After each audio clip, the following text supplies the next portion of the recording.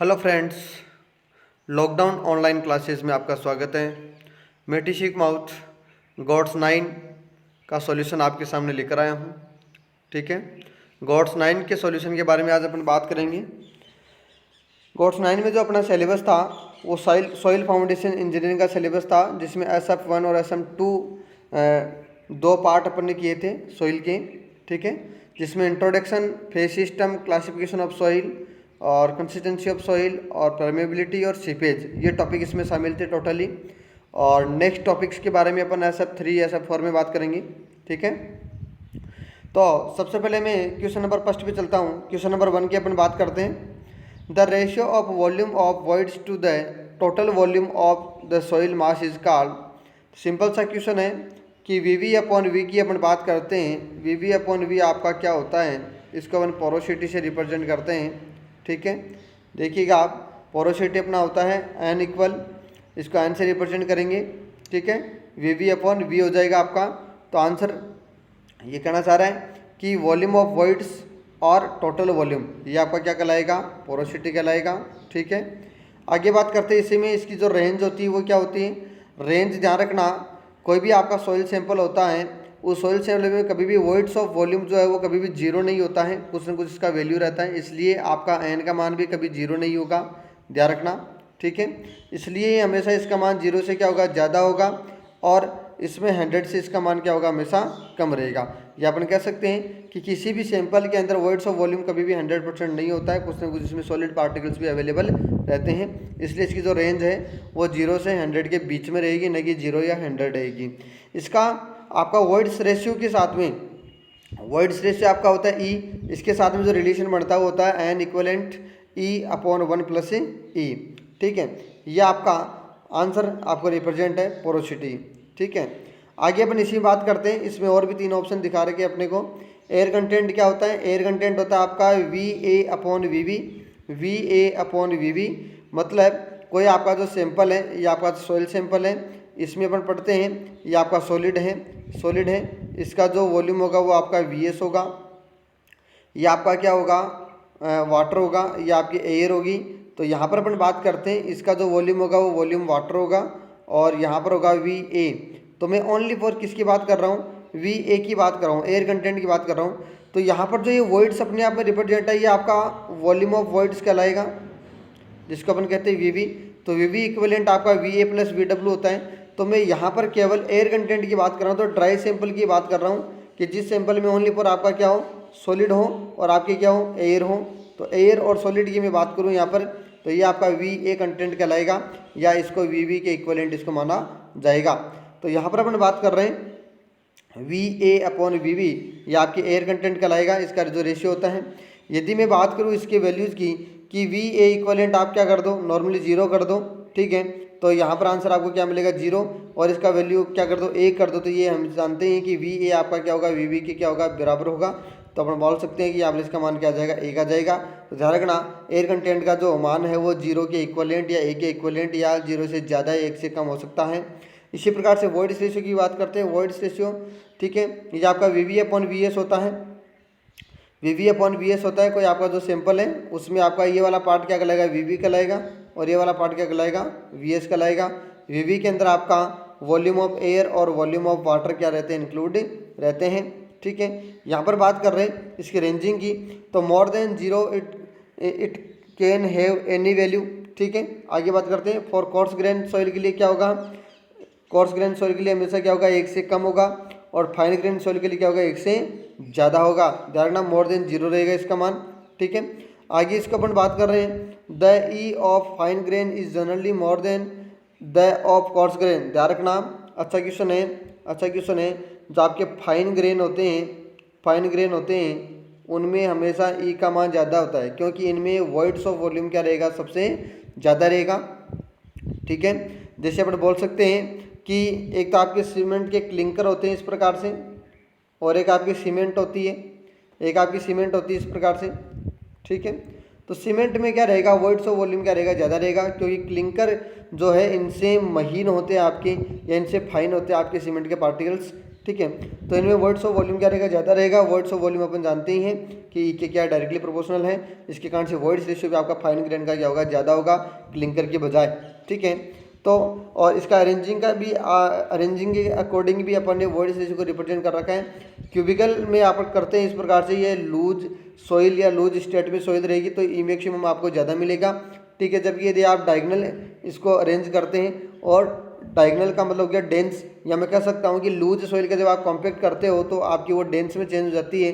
तो इसमें आपका सिंपल सी बात है कि ई मैक्सिमम क्या रहेगा, इसमें कम रहेगा, मतलब वर्ड्स आपके क्या हो जाएंगे, रिमूव हो जाएंगे कॉम्पैक्ट करने से, ठीक है। ये फर्स्ट क्वेश्चन का सॉल्यूशन आपके सामने रिप्रेजेंट हुआ। क्वेश्चन नंबर सेकंड की अपन बात करते हैं। क्वेश्चन नंबर सेकंड कह रहा है किसी सॉइल सैंपल में डिग्री ऑफ सेचुरेशन 79.75% दिया गया है, तो इस सैंपल में एयर कंटेंट प्रतिशत मात्रा ज्ञात कीजिए। वैसे तो मैं बता दूं आपको, ये क्वेश्चन का आंसर बहुत ही ईजी और सही है, ईजी और सरल है। देखिएगा यहाँ पर डिग्री ऑफ सेचुरेशन की बात की है, तो बाकी कितना बचा है, एयर कंटेंट कितना बचा है। सिंपल सी बात है, कोई आपका सैंपल है, यह सैंपल जो है इसमें आपका ये सॉलिड है, ठीक है, ये आपका वाटर है, और ये आपकी क्या है, एयर है, ठीक है। अब मैं बात करूँ यहाँ पर सॉलिड वाटर एयर हो गया, तो ये जो वाटर है ये सैंपल के अंदर जाएगा तो ये सेचुरेटेड पोजीशन रिप्रेजेंट करेगा। कौन सी पोजीशन, सेचुरेटेड, किसके साथ में, सॉइल के साथ में। अब सॉइल के साथ में सेचुरेटेड पोजीशन अपने को रिप्रेजेंट कर रहा है, तो ये कितना परसेंट कर रहा है, 79.75%, ठीक है। यदि मैं कहूँ कि यह सॉलिड के साथ में 100% रिप्रेजेंट करता, तो 100% का तो मतलब हो गया कि यह आपका जो सैंपल है वो SR=1 हो जाता, मतलब आपका पूरा का पूरा सैंपल क्या हो जाता, वेटेड सैंपल में आ जाता, जो 2 फेज सिस्टम में इंक्लूड हो जाता, ठीक है।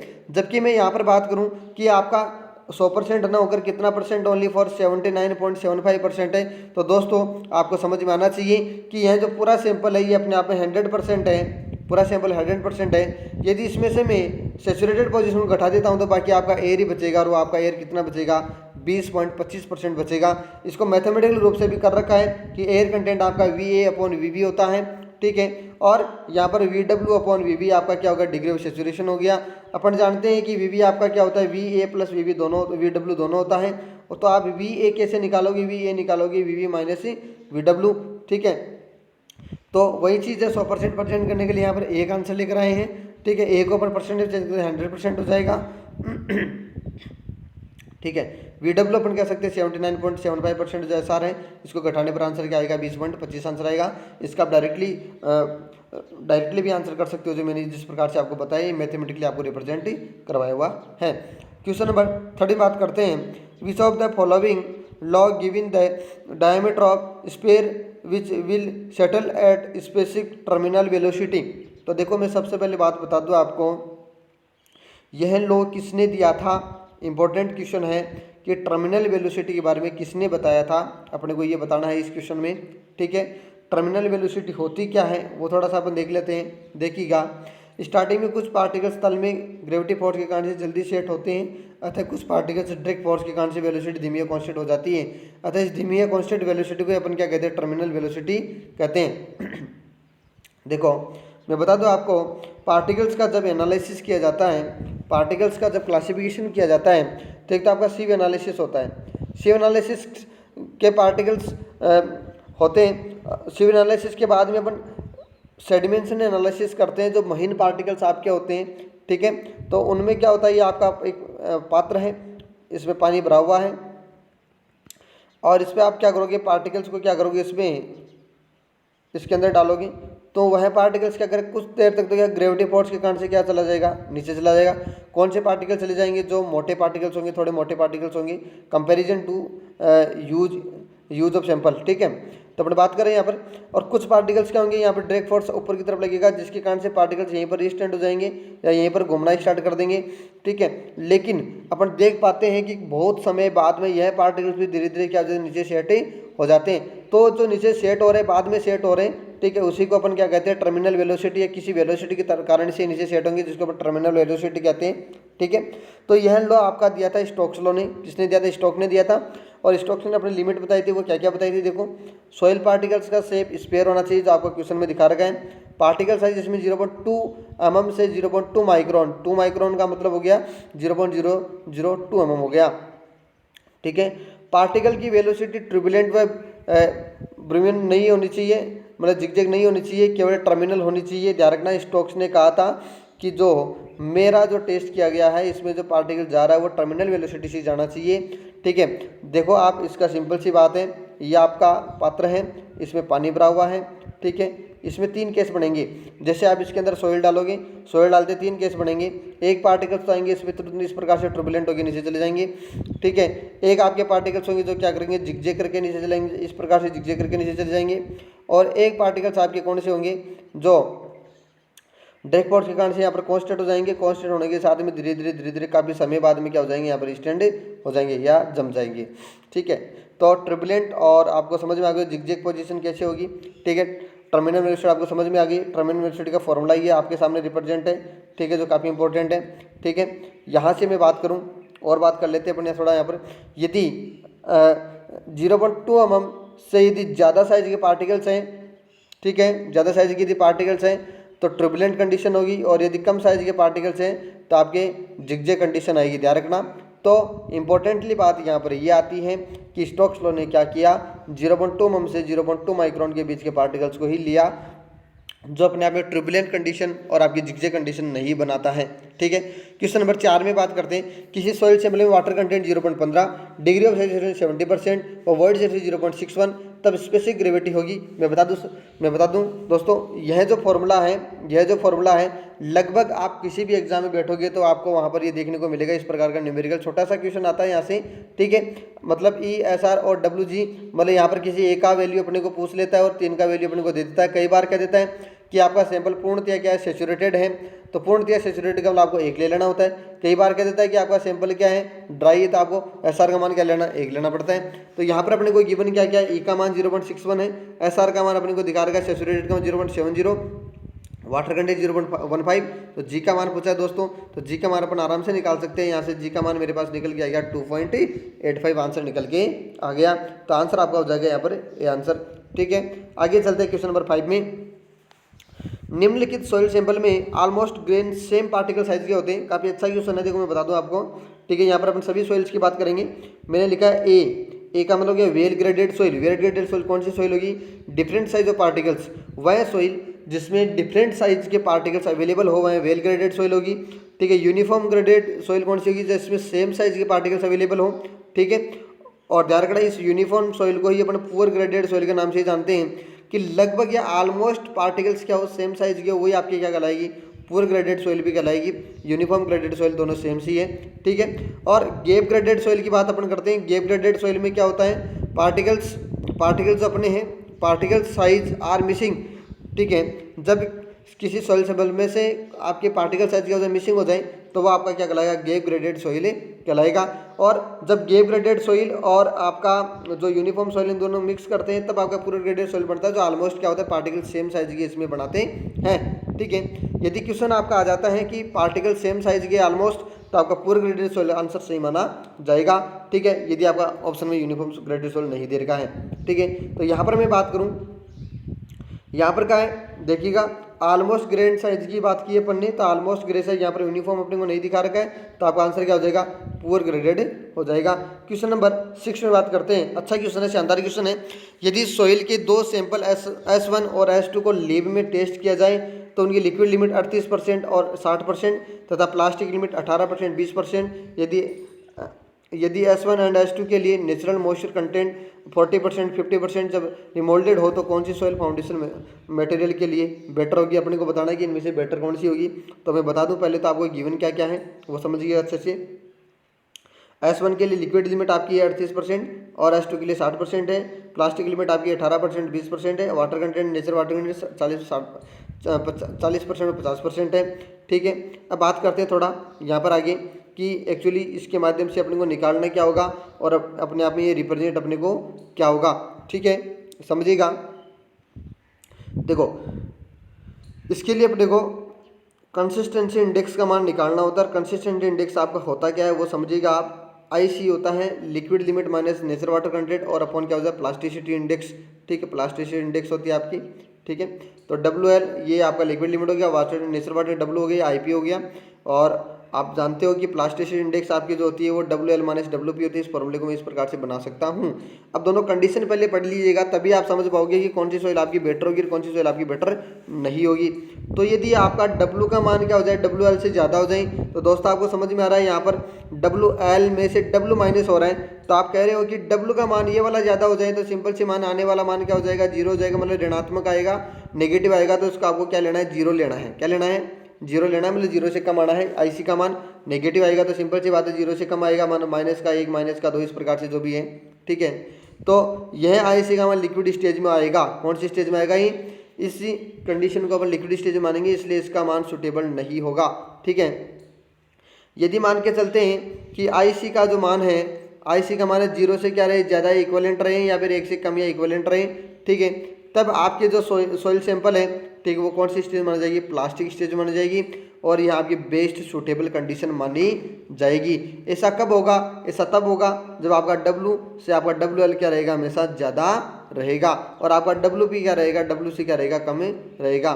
तीसरी कंडीशन की बात करते हैं, IC का मान यदि 1 से क्या हो जाए, ज़्यादा हो जाए, तो ऐसी कंडीशन क्या हो जाए, WP आपका W से ज़्यादा हो जाएगा, तो ये आपकी सेमी सॉलिड या सॉलिड स्टेज कहलाएगी। तो दोस्तों आपको बेटर कंडीशन बताना है इनमें, तो बेटर कंडीशन के लिए आपने S1 के सारे वैल्यूज यहाँ रख दिए, सारे वैल्यूज आपने यहाँ रख दिए। यहाँ पर आपने लिक्विड लिमिट रखा है, यहाँ पर वाटर कंटेंट रखा है, यहाँ पर आपने लिक्विड लिमिट रखा है, और यहाँ पर आपने प्लास्टिक लिमिट रखा है, WP का मान रखा है। तो यहाँ समझ में आ रहा है कि यहाँ पर W आपका ग्रेटर देन WL से, तो आने वाला मान क्या आएगा, 0 से कम आएगा, ठीक है। तो यह लिक्विड स्टेज में, इसलिए फाउंडेशन में सूटेबल नहीं है लिक्विड स्टेज में होने के कारण से।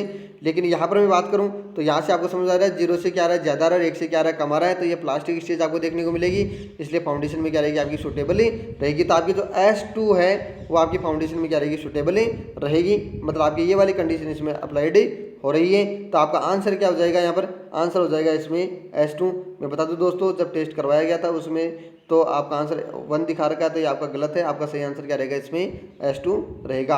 आगे अपन बात करते हैं क्वेश्चन नंबर 7 में, एक सॉइल सैंपल जिसकी पोरोसिटी क्या है, 35% है, वह सैंपल की स्पेसिफिक ग्रेविटी 2.7 है, तो सॉइल सैंपल की ड्राई डेंसिटी बताइए। तो दोस्तों आपको ध्यान रखना है कि NG और गामा D के बीच में कोई रिलेशन देखना है, और रिलेशन देखने के लिए आपको सिंपल सी बात है, ध्यान में रखना है कि आपका एक फॉर्मूला होता है gamma equivalent G plus ES 1 plus E और गामा W।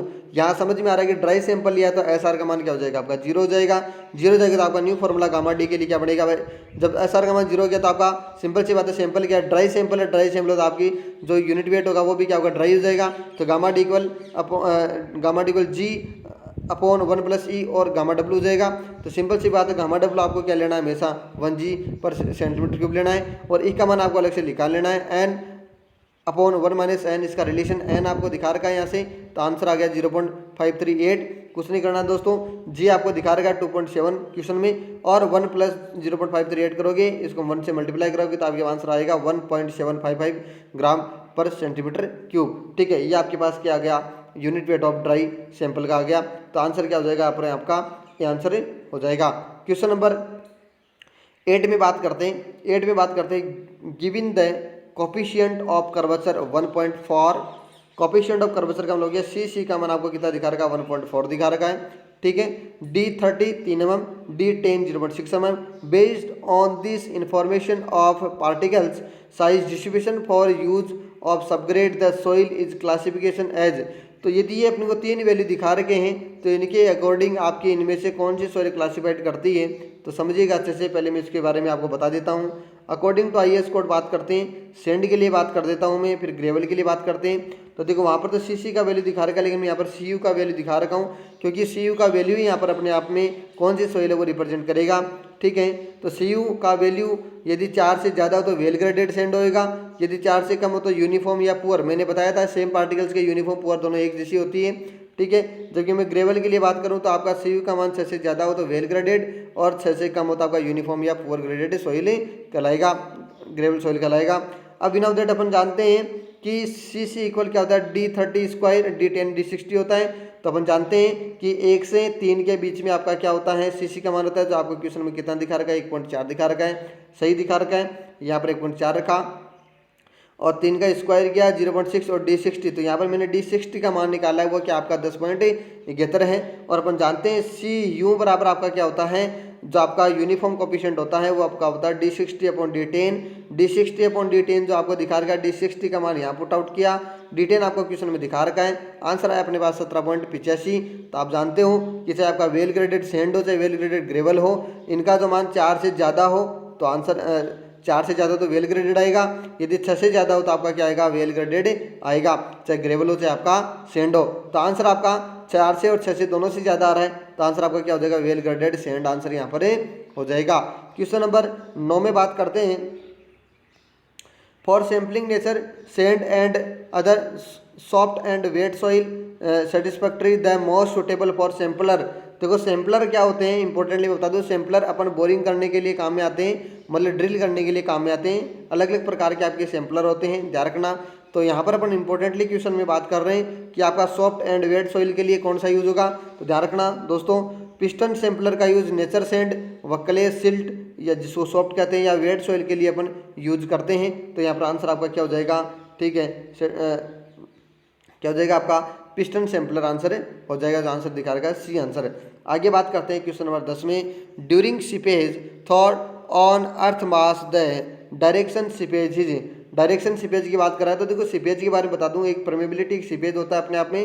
सीपेज क्या होता है, परमेबिलिटी क्या होती है। देखो दोस्तों, सीपेज परमेबिलिटी तो हो गया किसी सैंपल में, सैंपल पहले क्या होता है, पूर्णतया सेचुरेटेड होता है, उसके बाद में इसमें रिसाव होता रहता है। जबकि सेचुरेटेड क्या करता है, सेचुरेटेड क्या करता है, सॉरी आपका सीपेज क्या करता है, जो पूर्णतया आपका परमेबल हुआ है उसमें जो सॉइल के जो वॉइड्स के जो पार्टिकल्स होते हैं उनको धीरे धीरे तोड़ते हुए एक नाली बना लेता है, जिसको गैलरीज अपन कहते हैं, और यहाँ से पानी बाहर निकलना स्टार्ट करते हैं, जिसको अपन सीपेज कहते हैं।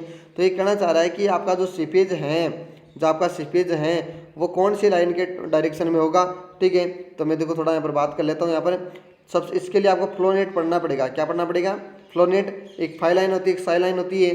फाई लाइन एक दूसरे और साई लाइन एक दूसरे क्या होती है, परपेंडिकुलर होती है आप वो किस प्रकार से आप समझिएगा।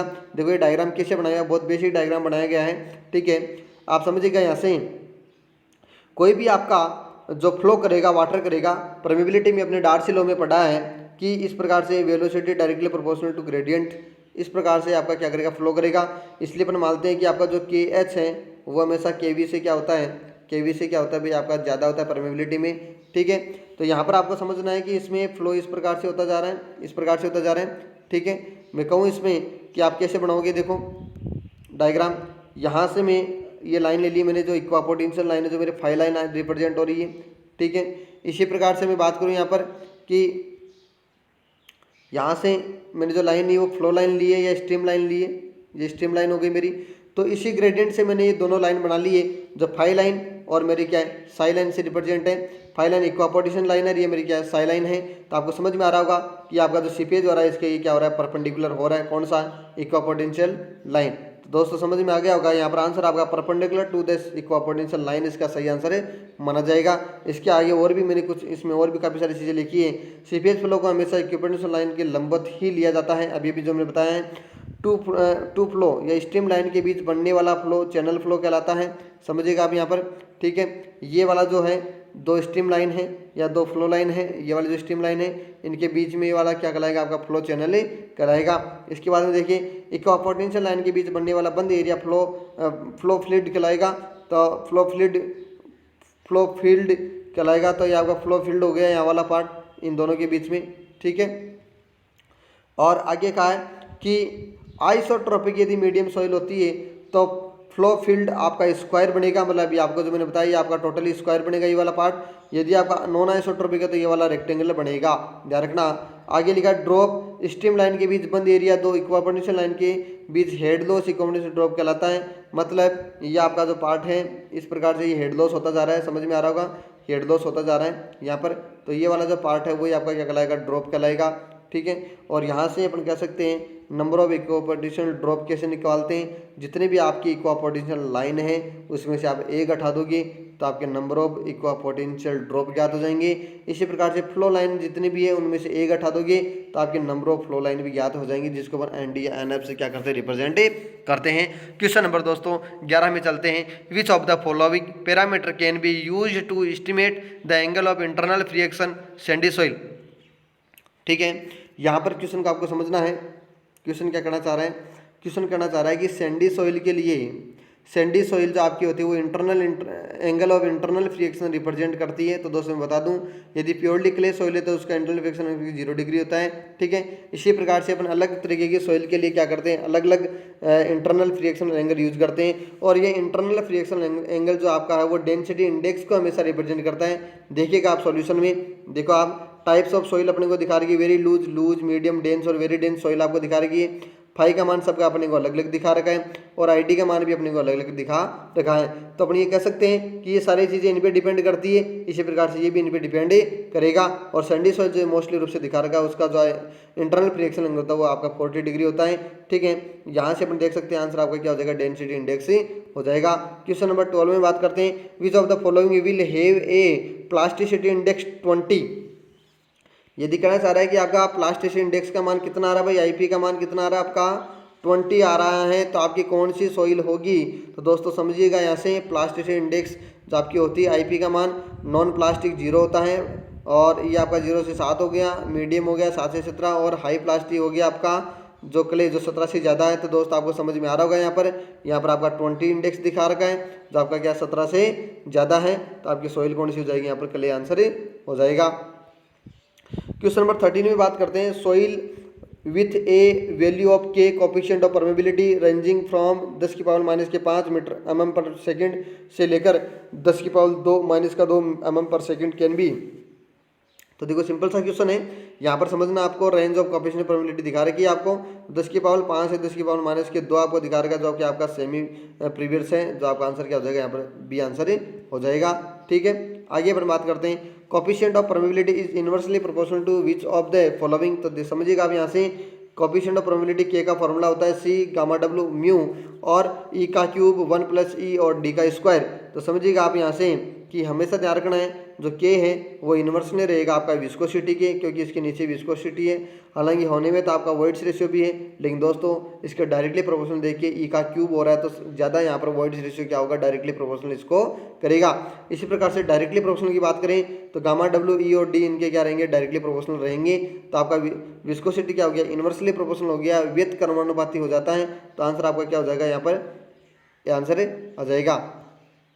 क्वेश्चन नंबर 15 में बात करते हैं, wet sieve analysis of fine particles is done of nearly all soil particles passing through square sieve opening of. ध्यान के क्वेश्चन, ध्यान के दोस्तों यह जो क्वेश्चन है काफ़ी अच्छा क्वेश्चन है।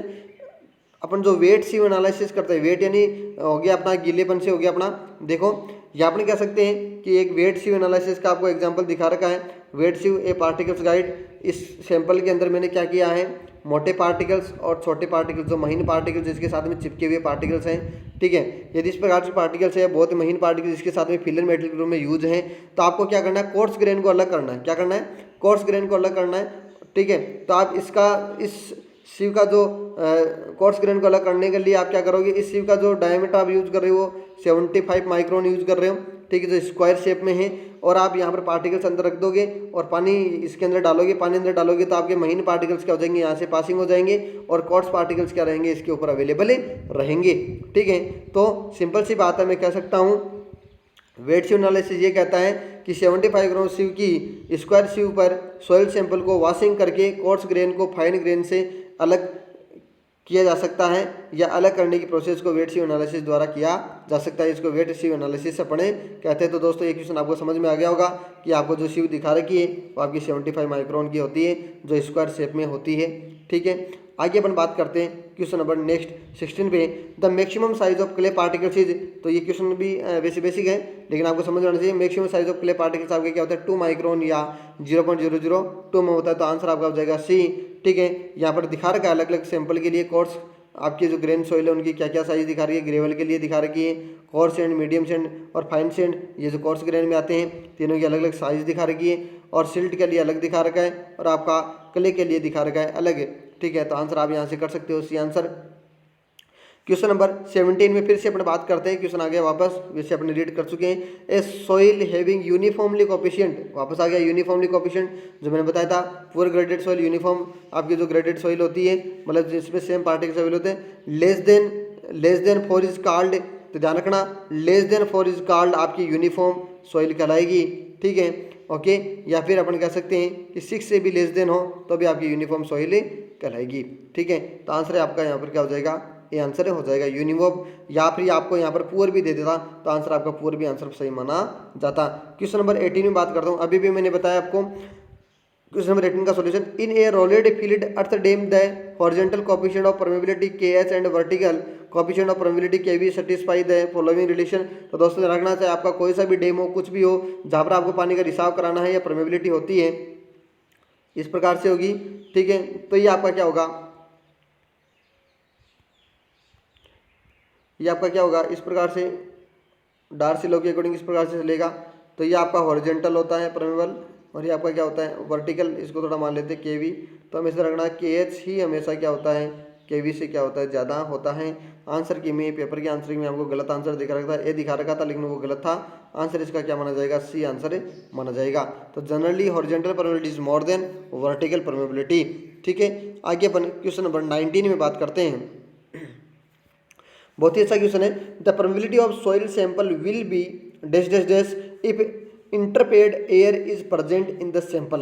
तो देखो वैसे तो मैं आपको बता दूं इसमें जो लिखा है वो क्या लिखा है कि आपका जो परमेबिलिटी होता है वो वर्ड्स रेशियो के क्या होता है डायरेक्टली प्रोपोर्शनल होता है, जिसमें क्या हो एयर ज़्यादा अवेलेबल हो। ठीक है, एयर इंटरपेड हो। ठीक है, तो एयर इंटरपेड का मतलब क्या वर्ड्स वॉल्यूम उसका ज़्यादा हो गया तो ई का मान भी ज़्यादा, परमेबिलिटी ज़्यादा होना चाहिए। लेकिन दोस्तों एक अपवाद है कले के रूप में, कले सैंपल जो होती है। अब यहाँ पर एयर की बात नहीं करें, यहाँ पर एयर इंटरपेड की बात करें कि एयर इसके अंदर फंसी हुई है, बाहर नहीं निकल रही है। कले के ऐसा सैंपल है जिसमें पूर्णतः क्या एयर अपनी बाहर नहीं निकलती, अपनी कह सकते हैं। ठीक है, मतलब एयर उसके अंदर क्या है फंसी हुई है। तो एयर जब फंसी हुई रहती है तो उसमें जब पानी ऐड करते हैं तो वह कली जो आपका वो हनी कमांड स्ट्रक्चर तैयार बनाता है, हनी कमांड स्ट्रक्चर बनाता है अपने आप में, जो इसका स्ट्रक्चर जो बनता है। ठीक है, तो इस प्रकार की जो भी सोइल है उसमें क्या होता है कि एयर रुकने के कारण से अपने कह सकते हैं। ठीक है, इसमें जो पानी का जो रिसाव होता है वो सही तरीके से नहीं हो पाता है, पानी क्या हो जाता है उन छिद्रों में क्या हो जाता है अंदर की तरफ रुक जाता है, या अपने कह सकते हैं वाटर अंदर की तरफ क्या हो जाता है रुक जाता है, फंस जाता है, जिसके कारण से परमेबिलिटी इसकी क्या हो जाती है डिक्रीज हो जाती है। क्ले एक ऐसा पार्टिकल्स है या क्ले के अंदर अपन कह सकते हैं कि परमेबल क्या हो जाता है हमेशा कम हो जाता है। इसका एक अपवाद है क्योंकि ये हनी कमांड स्ट्रक्चर बनाता है। समझिएगा आप क्वेश्चन को कि क्ले सैंपल में पूर्णतया वर्ड्स रिमूव नहीं होते हैं, अर्थात एयर रिमूव नहीं होती है, अतः एयर सैंपल में फंसी हुई रहती है क्योंकि क्ले हनी कमांड स्ट्रक्चर होती है। आगे लिखा क्ले सॉइल सैंपल में एक ऐसा अपवाद है कि वर्ड्स रेशियो अधिक होने पर भी परमेबिलिटी क्या रहती है हमेशा डिक्रीज रहती है, क्योंकि सैंपल में एयर फंसी हुई रहती है जिससे फ्लो में प्रतिरोधकता उत्पन्न या रेसिस्टेंस उत्पन्न होती है। ठीक है, क्वेश्चन नंबर नेक्स्ट में अपन बात करते हैं द वर्ड्स रेशियो। तो इसका आंसर तो समझ में आ गया होगा। 19 का आंसर क्या हो जाएगा आपका डिक्रीज आंसर हो जाएगा, ध्यान रखना यदि इंटरपेड एयर है। ठीक है, आगे लिखा है question number 20 the voids ratio at the densest और loosest and the natural state of a sand deposit are 0.2, 0.60 and 0.4 relative density for this deposit will be. Simple सा क्वेश्चन ध्यान रखना। अब रिलेटिव डेंसिटी के बारे में पढ़ चुके हैं। आईडी के मान ई मैक्सिमम माइनस ई और ई मैक्सिमम माइनस ई मिनिमम होता है। कुछ नहीं करना, यहाँ पर सारी वैल्यूज रख देना। आंसर आ गया अपने पास 50%। यदि आप इसको 100 से मल्टीप्लाई करते हो 50% चेंज हो जाएगा। क्वेश्चन नंबर 21 की बात करते हैं। A soil sample has bulk density of 21 kilometre per metre cube and water content 8%, dry density of the sample. तो सिंपल सा फॉर्मूला इसका गामा डी इक्वल होता है गामा बी 1 + W। तो गामा बी आपको 21 दिखा रखा है, ये 1 हो गया, वाटर कंटेंट 0.08 दिखा रखी है। आंसर क्या आ गया 19.44। इसका सही आंसर आ गया डी आंसर। क्वेश्चन नंबर हम नेक्स्ट बात करते हैं। क्वेश्चन नंबर 22 काफ़ी अच्छा क्वेश्चन है। If A soil sample is dried कि सॉइल सैंपल आपका ड्राइड है बिहाइंड इट्स श्रिंकेज लिमिट, की श्रिंकेज लिमिट से इस तरफ है पीछे, दिस सैंपल विल शो। मतलब आपको कौन सा सैंपल रिप्रेजेंट का तो मैं बता दूं आपको। देखो एक प्रकार से आपका ये कंसिस्टेंसी कर्व बनाया गया है। इसमें हम बात करते हैं ये वाला जो पार्ट है, ये वाला पार्ट है, थोड़ा इसको बड़ा बनाता हूँ जूम करके। ये वाला सैंपल है, ठीक है। ये वाला जो पार्ट है यहाँ पर क्या होता है SR का मान 1 होता है, और यहाँ पर क्या होता है आपका SR का मान क्या होता है 0 होता है। जहाँ पर SR का मान 0 होता है, सैचुरेटेड 0 होती है, वहाँ पर ड्राई सैंपल रिप्रेजेंट हो रहा है। यहाँ पर पूर्णतः संतृप्त है, मतलब वेटेड सैंपल रिप्रेजेंट हो रहा है। लेकिन इसके बीच में क्या होता है, इसके बीच में 0 से ज़्यादा हो जाता है SR, और 1 से क्या होता है आपका कम होता है। लेकिन ध्यान रखना ये तीनों कंडीशन में किसी भी प्रकार से आपका वॉल्यूम है वो चेंज नहीं होगा। इसको थोड़ा और अच्छे से समझिएगा। देखो यहाँ पर दिखा रहेगा ये 0 है, ये आपका 1 है, ये आपका इनके बीच में है। तो देखिएगा तीनों की पोजीशन बात कर लेता हूँ। सबसे पहले यदि 0 हो, यदि आपका क्या होगा 0 हो तो ये आपका ड्राई सैंपल होगा जिसमें सॉलिड और एयर दोनों अवेलेबल होंगे। इसके वॉल्यूम की मैं बात करता हूँ, तो वॉल्यूम की बात करता हूँ तो इसमें क्या हो जाएगा, टोटल वॉल्यूम हो जाएगा आपका कि इसमें जो वॉइड्स जो एयर वॉल्यूम है वो वॉइड्स ऑफ वॉल्यूम के क्या हो जाएगा इक्वलेंट हो जाएगा। तो वी प्लस क्या हो जाएगा VS आपका इसका टोटल वॉल्यूम हो जाएगा। तो यहाँ पर कोई वॉल्यूम चेंज नहीं हो रहा है। दूसरी बात करते हैं अपनी DSR इक्वल 0 कर देते हैं। तो यहाँ पर आपका जो वॉइड्स वॉल्यूम है वहाँ पर क्या हो जाएगा आपका वाटर वॉल्यूम हो जाएगा, और वाटर वॉल्यूम भी आपका क्या हो जाएगा VV के बराबर हो जाएगा। तो ये भी आपका क्या इक्वलेंट है। तो आपको दोनों इक्वेशन समझ में आ गया होगा कि VV प्लस VS और VV प्लस आपका क्या है VS है। ये VD इस ग्राफ में दिखा रखा विचार रखना, ठीक है। आगे बात करते हैं, यहाँ पर भी देखो वही फॉर्मूला यहाँ पर वापस फाइंड आउट हो जाएगा। यदि सैचुरेटेड कंडीशन तीनों कंडीशन साथ में आ रही है तो VA प्लस VW आ रहा है। VS तो अपनी जगह रिप्रेजेंट हो रहा है, जो आपका VA और VW दोनों मिला के क्या बनाएगा VB बनाएगा। तो देखो तीनों कंडीशन में वॉल्यूम किसी प्रकार से चेंज नहीं हो रहा है। इसमें भी वही फॉर्मूला, इसमें भी वही फॉर्मूला रिप्रेजेंट हो रहा है, और इसमें भी क्या हो रहा है आपका वो का वही फॉर्मूला रिप्रेजेंट हो रहा है। तो आयतन में कोई चेंज नहीं होगा। ध्यान रखना ओनली फॉर चेंज होगा तो किस में होगा, वाटर की मात्रा में या फिर एयर की मात्रा में क्या हो सकते हैं चेंजेज हो सकते हैं। इसलिए तीनों केस में सैंपल के वॉल्यूम में कोई चेंज नहीं होगा, अर्थात ड्राई, वेटेड या सैचुरेटेड तीनों केस में सैंपल का वॉल्यूम समान रहेगा, अर्थात चेंज नहीं होगा। आंसर हो जाएगा इसका नो वॉल्यूम चेंज। तो आंसर हो जाएगा इसका ये आंसर हो जाएगा। क्वेश्चन नंबर 23 में बात करते हैं। Density index is the term use to express relative compactness of. तो पहले मैं बता दूं कि डेंसिटी इंडेक्स के बारे में अपन पढ़ चुके हैं, बार बार पढ़ चुके हैं, ठीक है। जो अभी भी फॉर्मूला देखा तो पहले मैं बता दूं आईडी के बारे में। आईडी यदि ई मैक्सिमम, आईडी में ई मैक्सिमम यदि आप नेचर जो वर्ड्स रहते हैं उसको ई मैक्सिमम मान लेते हो तो आईडी का मान 0 आ जाएगा, ठीक है। और यदि आप क्या कर लेते हो इसको ई मिनिमम मान लेते हो तो आपका आंसर क्या हो जाएगा आईडी का इक्विवेलेंट 1 हो जाएगा। तो यहाँ पर रिलेटिव कॉम्पैक्शन आईडी से ही ज्ञात होता है। जो अपन कह सकते हैं कि लूज सोइल होती है उसमें 80% प्राप्त होगा। देखो फॉर्मूला इसका दिखा रखा है 80% प्लस 0.20 आईडी इंटू 100 अपन कह सकते हैं, ठीक है। तो आईडी जहाँ पर 0 आ रहा है वहाँ पर 80% आएगा रिलेटिव कॉम्पैक्टनेस। और यहाँ पर यदि वेरी डेंस है तो ई मिनिमम तो आपका यहाँ पर अपन कह सकते हैं कि यहाँ पर कोई ना कोई एक वैल्यू आ रहा है आईडी का, तो यहाँ से अपने को 100% प्राप्त हो रहा है। तो रिलेटिव कॉम्पैक्टनेस का मान हमेशा 80 से 100 के बीच या बराबर हो सकता है। अब मैं बात करता हूँ क्वेश्चंस का अपना जो इम्पोर्टेंटली है कि यह किस सोइल के लिए यूजफुल होता है, हमेशा ध्यान रखना। तो यह अपना कोइजन लेस सॉइल के लिए ही यूजफुल हो पाता है। अपन कोइजन सॉइल के लिए अपन यूज नहीं कर पाते हैं, ध्यान रखना। कोइजन लेस सॉइल जो होती है उसी के लिए अपन यूज कर पाते हैं। तो आंसर आपका क्या हो जाएगा यहाँ पर कोइजन लेस सॉइल ओनली हो जाएगा, ठीक है। आगे बात करते हैं 24 में। Darcy law is not applicable for flow in कि कौन सी के लिए अपना डार्सी लॉ वैलिड नहीं होता है। तो दोस्तों ध्यान रखना कि डार्सी लॉ आपका होता है इस प्रकार से, जो क्या होता है डार्सी लॉ होता है आपका वेलोसिटी डायरेक्टली में हाइड्रोलिक ग्रेडियंट, ठीक है। तो यह ग्रेवल में नहीं होता है, बाकी आपके तीनों सैंड के अंदर हो सकता है। फाइन सैंड, क्ले और सिल्ट में तीनों में हो सकता है, जब ये ग्रेवल में आपका नॉट एप्लीकेबल होता है। वैसे लिखा है देखो Darcy law coarse sand gravel boulder के लिए एप्लीकेबल नहीं होता, जबकि फाइन सैंड के लिए होता है, क्योंकि इनमें ट्रिबुलेंट फ्लो होता है। क्या होता है इनमें हमेशा ट्रिबुलेंट फ्लो होता है। अतः Darcy law linear velocity and hydraulic gradient के लिए ही वैलिड होता है, ध्यान रखना। जबकि ट्रिबुलेंट वेलोसिटी के लिए, ट्रिबुलेंट फ्लो के लिए वैलिड नहीं होगा। जबकि अपन कह सकते हैं ग्रेवल हो, चाहे आपकी बोल्डर हो, चाहे कोर्स सैंड हो, उसमें ऑप्शन में फाइन सैंड दिखा रखा, ध्यान रखना। तो इनके लिए एप्लीकेबल नहीं होगा क्योंकि इनमें ट्रिबुलेंट फ्लो होता है, ठीक है। और आगे बात करते हैं, तो यहाँ पर तो आंसर होगी अपना डी आंसर हो जाएगा, ग्रेवल आंसर हो जाएगा, ठीक है। क्वेश्चन नंबर नेक्स्ट में बात करता हूँ, क्वेश्चन नंबर 25 में बात करें। The group index for a soil whose liquid limit is 40%, plasticity index is 10% and percentage passing 75 micron is 35, ठीक है 35%। तो मैं बता दूं यहाँ पर आपने को आंसर निकालना है जीआई का। जीआई का फॉर्मूला आप देखिएगा 0.2 A plus 0.005 AC plus 0.01 BD होगा। तो इनकी वैल्यूज अपन देखते हैं, यहाँ पर अलग अलग दिखा रखा है। अपने को लिक्विड लिमिट दिखा रखी है और प्लास्टिसिटी इंडेक्स दिखा रखा है और पासिंग माइक्रोन 75 माइक्रोन है, जिसमें से 35% अपने को दिखा रखा है, परसेंटेज रखना ही, ठीक है। आगे अपन थोड़ा बात कर लेते हैं। यहाँ पर ए का मान कैसे निकालेंगे। ए क्या है अपना आप में percentage of soil passing 75 micron, sieve of excess of 35%, not exceed 75%। तो यहाँ पर बात करूँ कि जो आपकी मिनिमम वैल्यू है, ठीक है। जो आपकी जो वैल्यू इसमें से इसको क्या कर दो, माइनस कर दो, माइनस कर दिया, ठीक है। सॉरी, इसमें से आप इसमें इसको क्या कर दो, माइनस कर दो, तो आंसर आ गया 0। जबकि मैं बात करूँ यहाँ पर भी आपका वही है 15%, मतलब 35 में से 15 माइनस कर दो, बी आ गया, 20 आ गया, ठीक है। आगे बात करें तो लिक्विड लिमिट भी ये कहता है कि 40% नॉट मोर देन 60%, तो 40 में से 40 घटा दोगे तो 0 आ जाएगा। अपने आपको क्वेश्चन में दिखा रखा 40। इसी प्रकार से प्लास्टिसिटी इंडेक्स को भी दिखा रखा है 10% नॉट मोर देन 30%, तो यहाँ पर भी 10 माइनस चेंज कर दो, आंसर आ जाएगा 0। यहाँ पर मैं क्या करूँगा, पुट आउट कर दूंगा सारी वैल्यू 0.0, ठीक है, और plus 0.005, 0 into 0 into 0, plus 0.01 into 20, जो आपके पास बी का आंसर आ रखा है वो 0 कर दूंगा। यहाँ पर आंसर आपके क्या आ गया, जी आई का मान है 0 आ गया। तो आंसर क्या हो जाएगा इसमें, ये आंसर हो जाएगा। क्वेश्चन नंबर 26 की बात करते हैं दोस्तों। Which of the following can be considered as quick clay. तो क्यूक क्ले के लिए आपको बताना है, तो क्यूक क्ले के लिए मैं थोड़ा सा बात कर लेता हूँ। यहाँ पर देखिएगा, ये अपन बात कर रहे हैं सेंसिटिविटी की बात कर रहे हैं। तो सेंसिटिविटी आपका होता है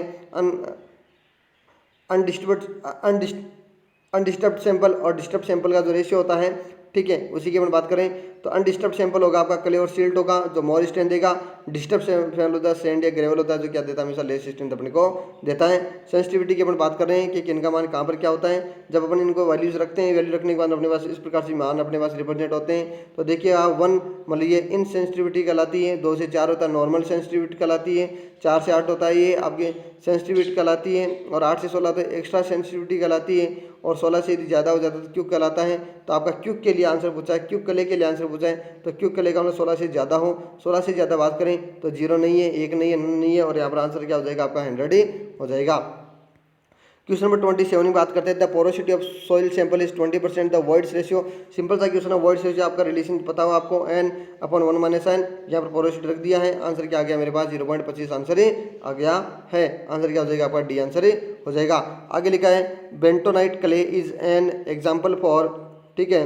तो बेंटोनाइट क्ले की बात कर रहे हैं, तो इनकी तीनों के बारे में रीड कर लेते हैं पहले, कौन से क्या क्या होते हैं। सबसे पहले बात करें होलियोनाइट, ठीक है, इसमें स्वेलिंग और श्रिंक्रेज बहुत कम होता है, ठीक है, 9 के बराबर होता है। अपन कह सकते हैं कि नो स्वेलिंग नो श्रिंक्रेज इसमें होता है, और ये चाइना क्ले को क्या करता है, रिप्रेजेंट करता है। और हाईलाइट पढ़ा है अपन ने, इसमें मीडियम स्वेलिंग और मीडियम श्रिंक्रेज के नाम से जानते हैं इसको, और यह मोस्ट क्ले के रूप में जानी जाती है। और आगे लिखा मोनमोनाइट जो है आपका, इसमें लार्ज स्वेलिंग होता है और लार्ज श्रिंक्रेज होता है, और इसी को अपन क्या कहते हैं, बोंटोनाइट के नाम से अपन रिप्रेजेंट करते हैं। बेंटोनाइट जो आपका है, बेंटोनाइट क्ले है, वो आपका क्या होता है, हमेशा मोनमोनाइट होता है, और ये ब्लैक कॉटन सॉइल को रिप्रेजेंट करता है। ब्लैक कॉटन सॉइल को ध्यान रखना, ये अधिक स्वेलिंग मतलब अधिक फुलाव डेवलप करता है। श्रिंक्रेज में क्या होता है, अधिक आता है, जिसका यूज अपने को फाउंडेशन कार्य में बहुत ही कम करना चाहिए, नहीं करना चाहिए, जिसको न के बराबर करना चाहिए, ठीक है। और नेक्स्ट लिखा अपन ना, नेक्स्ट लिखा है होलिसाइट क्ले, ये आपका कोलिनाइट के ही इक्विवेलेंट क्या होता है आपका, होता है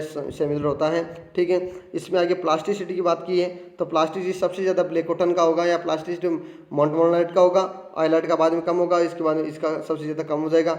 सरफेस एरिया भी की बात करें, सरफेस एरिया इसका ज़्यादा होगा, फिर कम होगा, फिर आपका कम हो जाएगा।